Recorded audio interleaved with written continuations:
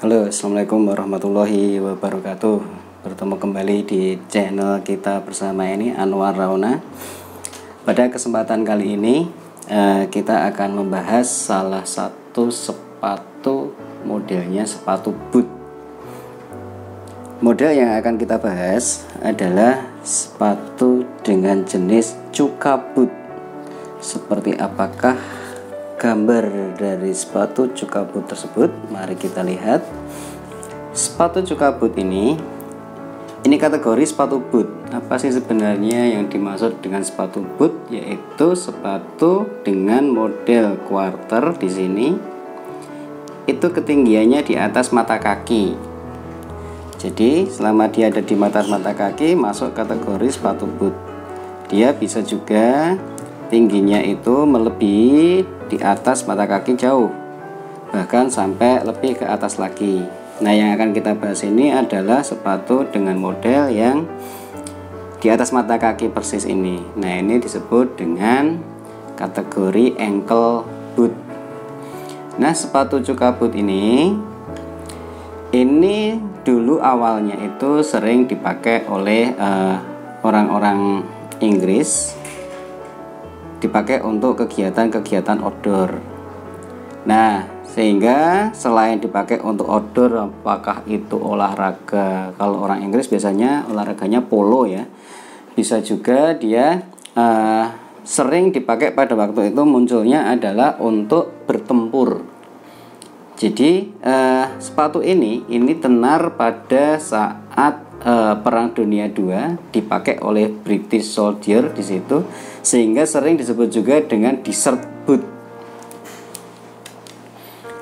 Nah, kemudian setelah era tersebut seiring dengan waktu, kemudian sampai sekarang ini sudah mulai dikenakan menjadi sepatu casual dengan bahan-bahan yang macam-macam. Bahan ini biasanya dari kulit, entah itu kulit yang kulit box atau kulit suede atau kulit yang lain. Dan kecenderungannya adalah pada bagian di sini sole, dia memakai thick sole di sana, tin lebih tipis dia itu pada bagian bawah ini, sehingga dia sangat luas dan ringan untuk pergerakan. Nah, di Indonesia kita sering melihat ini digunakan oleh para tentara. Itu digunakan untuk kegiatan-kegiatan kantoran atau dipakai dengan istilah sepatu PDH. Itulah sepatu Cuka boot. Nah, modelnya di sini ada 3 potongan. Yang pertama, bagian ini adalah thumb, bagian ini adalah quarter, dan nanti bagian belakang di sini adalah back piece untuk menutup sambungan pada bagian belakang. Nah, kalau di sini eyelet, mata ayamnya di sini untuk penempatan tali. Di sini ada 5 ya, tapi kalau pada dasarnya dahulu itu rata-rata simple. Untuk desert boot itu rata-rata 2 atau 3 lubang saja. Nah, ini fleksibel ya ini ya. Mau 3, mau 5, itu terserah dari desainnya. Nah, bagaimanakah cara membuat pola dari sepatu model ini? Pertama, kita harus siapkan dahulu perlengkapan untuk membuat pola. Kita sediakan kertas, kita punya min foam. Ini min foamnya kita pakai min foam yang memang sudah kita miliki untuk latihan. Tapi kalau untuk sepatu boot biasanya butuh acuan yang memang untuk boot juga. Tentu saja kita harus membuat min foamnya terlebih dahulu. Nah, ini kita sudah punya min foam yang ada, akan kita gunakan untuk sepatu Cuka boot. Alat-alat tulis, alat ukur di sini kita persiapkan. Mari kita mulai untuk pembuatan polanya. Nah, di sini kalau biasanya kita langsung membuat ciplaan min foam, kita tetap menjiplak min foam, tetapi kita harus membuat garis sumbu dahulu di sini. Kita buat XY-nya untuk menentukan nanti ketinggiannya juga.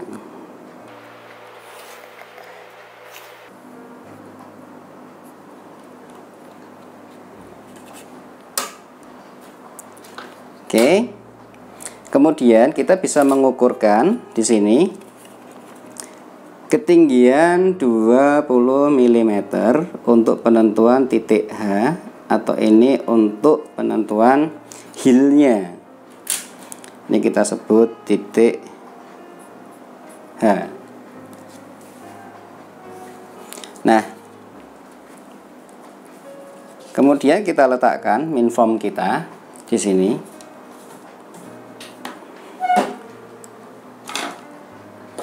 Menempel dia dengan titik H, terus kemudian bagian ball menempel pada garis horizontal sampai kemudian kita lihat titik C-nya ini bersentuhan dengan sumbu ini. Nah, sehingga ada parameter 3 titik ini yang saling berhimpitan. Titik H, C sama bagian di sini. Ini perkiraan J itu berhimpitan. Kalau sudah, kemudian kita gambarkan, kita jiplak.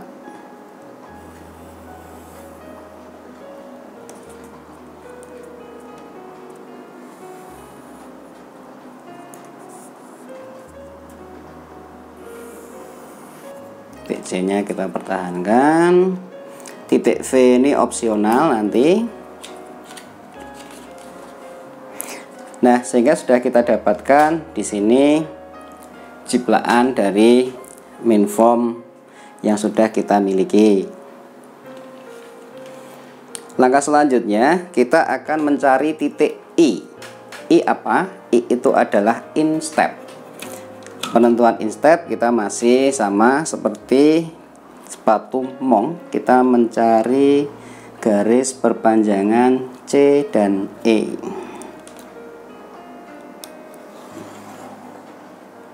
End of 2. Untuk mencari instep kita harus mencari titik M terlebih dahulu. Berapakah titik M? Kita mencari di sini titik M adalah setengah dari SL. SL dari sepatu kita di sini kemarin sudah kita temukan 252. Sehingga titik M, CM di sini adalah SL dibagi 2, sehingga ketemu adalah 126. 126 kita hitung dari titik C. Sama aja ya, biar nggak menu-menuin. Nah, ketemulah di sini titik M. Kemudian kita tarik garis tegak lurus ke atas dari C dan M. Inilah persinggungan dengan garis punggung ini menjadi titik instep.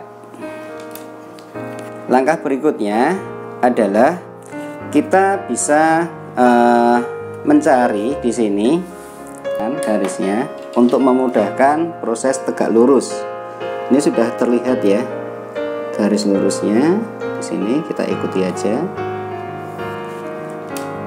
step. Nah, disinilah kemudian kita mencari tegak lurusnya ini. Oke, disinilah kemudian kita sebut saja ini titik N. Bagian instep ketemu, kita bisa mencari di sini untuk penentuan titik O. Nah, kita mencari di sini I aksennya ke depan. Sebenarnya dia bisa aja sih kita menggunakan titik V, langsung kita buat sejajar. Bisa aja karena ketemunya sama titik O. Tetapi kita juga bisa mengukurkan di sini supaya titik O-nya rada ke belakang, kita bisa mengukurkannya 45.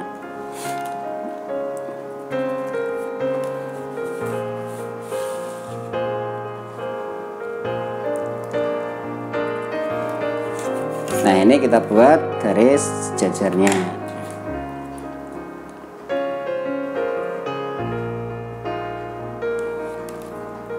Nah, kita sebut saja ini I aksen berdekatan dengan V, sebenarnya ini adalah N aksen. Disinilah nanti kita akan mencari titik O. O itu ada di mana? O itu ada di setengahnya dari I aksen N aksen. Kita hitung saja di sini total panjangnya berapa. Di sini ada sekitar 78. Berarti di sini ada 39. Ketemulah titik O. Begitu kita sudah menemukan titik O, parameter untuk menentukan bagian kuarter menumpang di farm sudah ditemukan. Nah, sekarang bagaimana untuk membuat kuarternya? Nah, sepatu boot ini untuk menentukan kuarter kita mulai dari titik H dengan ketinggian berapa. Jadi kalau kita membuat sepatu boot, kita pakai parameternya adalah ketinggian kuarternya itu untuk size 41 dahulu ya, di sini saya tulis ya. Kalau 41 ukurannya Paris point ya, kita pakai satuan sistem pengukurannya. Ini kita menentukan HT ini. HT sama dengan 112 mm. Menentukan tingginya. Nah, untuk menentukan size di bawahnya, jadi misalnya dia 40, size 40, maka HT sama dengan selisih 3, turun 3 mm. Berarti berapa? 109. Kalau size-nya 42, berarti 115. Kebetulan acuan yang kita miliki size-nya 38 di sini. Kalau size-nya 38, berarti kita menentukan HT-nya dikurangi 3, kurangi 3, kurangi 3, ketemulah 103. HT size 38. Inilah yang kita gunakan.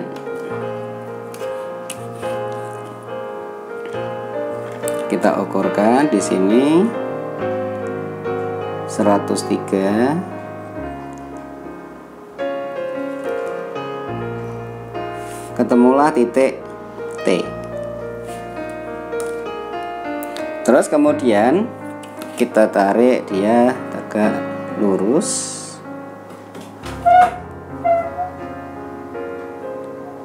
Kita menentukan lebar dari kuarter.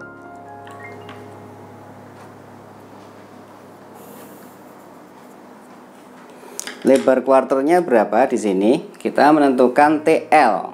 Oke, sini ya. TL. L ada di sekitar sini. L untuk size 41 di sini itu sama dengan 108 mm. Dengan perhitungan yang sama di sini kita akan menentukan kalau ini size 41. Kalau di bawahnya size 40, berarti dia berkurang 3. 105 di situ.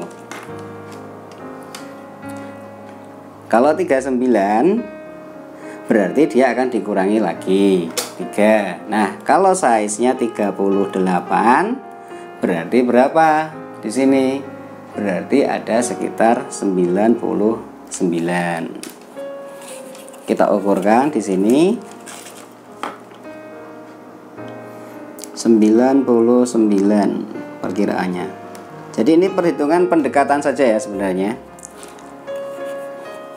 Di sini juga berarti 99.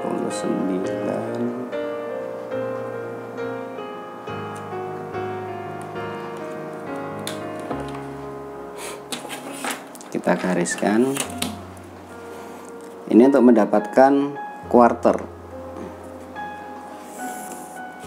Nah, ketemulah titik L.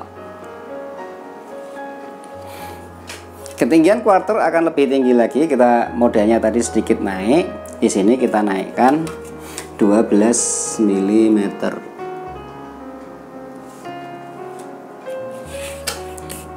Kita sebut saja titik L aksen.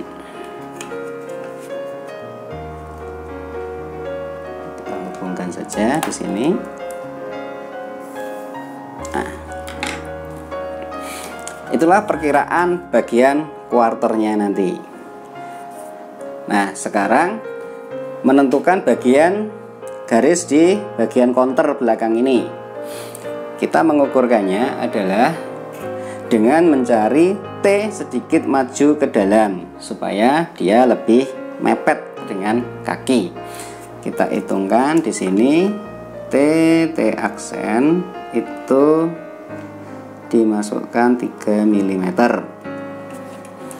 Nah, bedanya di sini C aksen justru kita keluarkan di sini. Nah, pakai ini.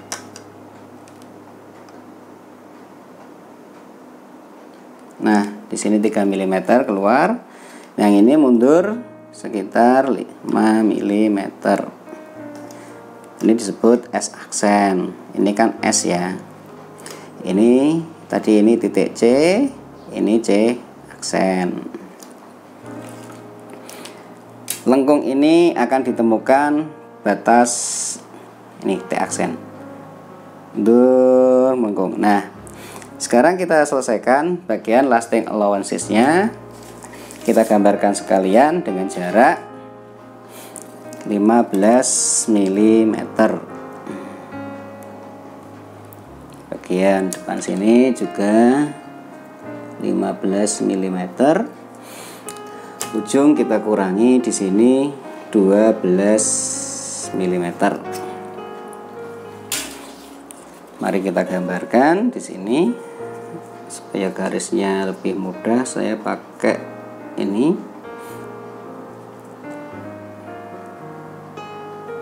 pakai minform yang sudah ada. Nah, sehingga ditemukanlah di sini garis-garis lasting allowances. Kita rapikan depannya. Bagian belakang mari kita gambarkan terlebih dahulu. Kita bisa merunut lengkungan ini mengikuti titik SC ini. Terus yang bagian atas ini kita bisa meluruskan terlebih dahulu. Nah, sampai di sini kemudian kita ikuti 3 mm-nya. Bagian belakang ditemukan. Bagian depannya nanti dari titik O ini. Oke, mari sekarang kita gambarkan. Kita buat quarter terlebih dahulu. Yang menumpang di sini, yang menumpang di atasnya FAM. Batasnya adalah kita akan membuat satu garis di sini, model desain quarternya dengan mengarah ke titik L ke atas ini. Buat melengkung mengikuti model desainnya. Ada yang desainnya memang benar-benar melengkung seperti busur, ada yang melengkung dulu terus kemudian sedikit mendatar seperti itu. Kita sedikit tebalkan. Apakah harus di titik L? Enggak. Jadi kita bisa sedikit menaik turunkan. Terus bagian sini ini juga kita lengkungkan, tidak ada sudut sebisa mungkin. Kalau yang bagian belakang tetap bersudut. Nah, dia akan larinya ke T aksen.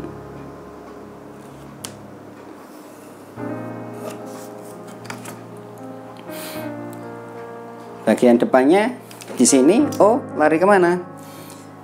Kita cari di sini. Kalau di derby kita akan mencari X berapa. Nah, ini perkiraan saja sesuai desain. Bisa ada yang mundur ke sana, ada yang sedikit ke depan. Kita jatuhkan dia di sekitar sini. Nah, komponen dari quarter ini sudah terbentuk. Kalau kuarter sudah terbentuk, berarti sekarang kita tinggal mencari komponen dari VAM yang menyatu dengan lidah. Langkah-langkahnya di sini kita harus membuat terlebih dahulu tumpangan kan. Jadi karena kuarter ini menumpang VAM, kita berikan tumpangan sebesar 10 mm. Ke sana, di sini kita buat 12 sehingga akan menjadi titik F biasanya di situ. Kita hubungkan.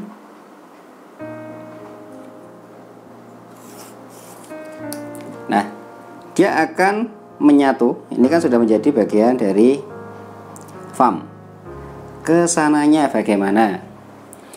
Lidah akan menyatu dengan VAM. Jatuhnya lidah apabila nanti dipakai kaki, ini gambaran dari kaki, kemudian ada pergelangan, ada satu pergerakan juga. Lidah itu tidak jauh dari ukuran-ukuran ini, sehingga kita jatuhkan lidah di sekitar sini. Kita akan membuat lidah itu mulai dari sini naik ke atas. Nah, menuju ke sana kita hubungkan, kemudian kita rapikan. Komponen lidah panjangnya ditemukan. Sekarang kita membuat garis tegak lurusnya.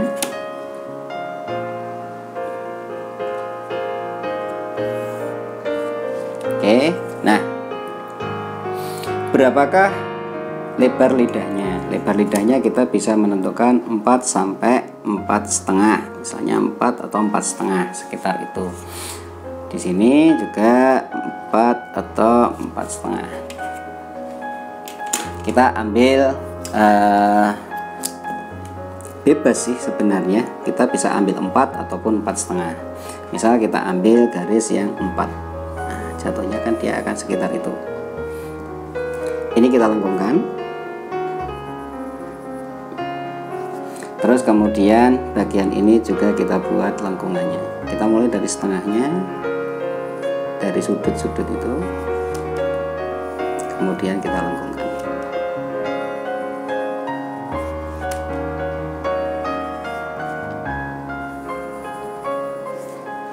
Nah, ketemulah komponen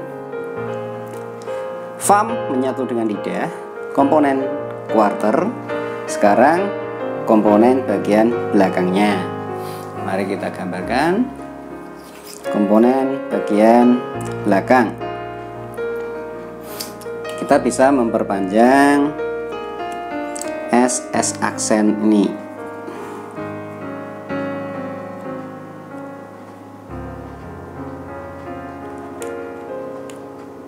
Nah, ke sana kita bisa memperpanjang T aksen ini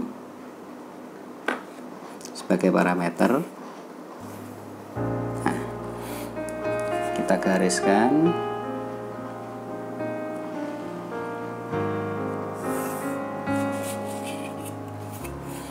Kita tambahkan S aksen ini ke bawah, tadi adalah 15 mm.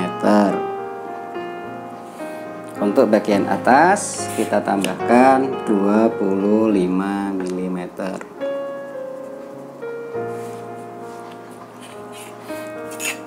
Oke, inilah bagian backpiece yang akan menumpang. Jadi parameter ini sudah kita dapatkan. Ini akan ikut terlipat mengikuti lasting allowances. Ini nanti akan terlipat ke dalam atau membentuk, mau diperpanjang ke atas menjadi bagian tali supaya bisa dipegang kayak gitu. Itu akhirnya bisa diperpanjang lagi. Nah, lebarnya berapa kita bisa tentukan. Modelnya sedikit melengkung tapi tipis ya. Nah, kita sebenarnya bisa kira-kira sebenarnya. Kita bisa tentukan di sini kisaran 18. Bagian ini misalnya kita ambil tipis saja sekitar 8. bagian itu. Sekarang ini kita hubungkan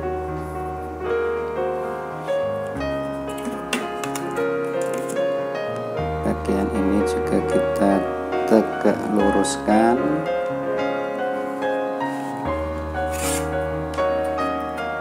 Nah, 18 dan ini kemudian kita buat garis untuk memudahkan kita dalam membentuk backpiece. Segitu. Nanti yang bawah ini dimulai dari sini misalnya gitu. Nah, lengkungan itu terbentuk antara T aksen dan S aksen ini karena pada bagian inilah komponen itu akan terbentuk melengkung. Mari kita buat lengkungannya.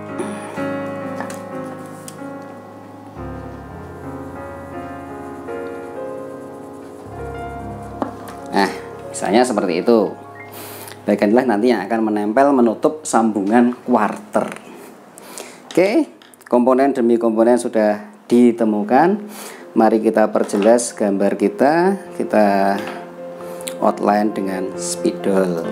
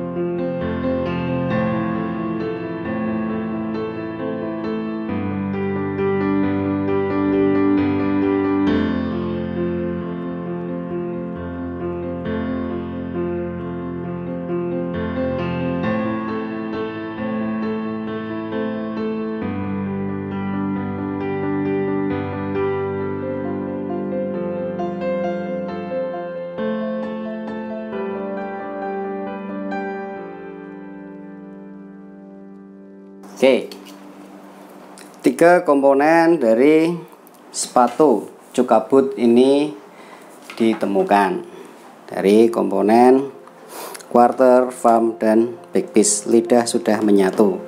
Nah, kalau kita masih mau menambahkan, yaitu menambahkan mata ayam, kita bisa menambahkan di sini. Kita ambil misalnya jarak dari atas sekitar 1,5 misalnya.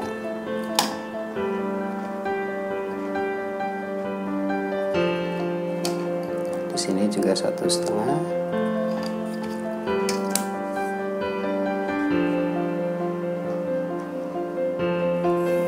Nah, kita menentukan di sini untuk penentuan lubangnya, misalnya cuma 3, ya kita ambil senternya dahulu. 3 itu ada di tengah-tengah. Nah, senternya ada di sekitar sini. Ini akan menjadi lubang dari eyelet kita. Kita ambil jarak dari sini ke sana, misalnya menjadi jaraknya mau diberi 2. Di sini juga lagi, misalnya seperti itu. Lubangnya nanti kita mengikuti besarannya. Itulah gambaran dari pola cuka boot. Semoga bermanfaat. Silahkan dilanjutkan dengan pembuatan pola-pola jadi pola liningnya. Terima kasih. Wassalamualaikum warahmatullahi wabarakatuh.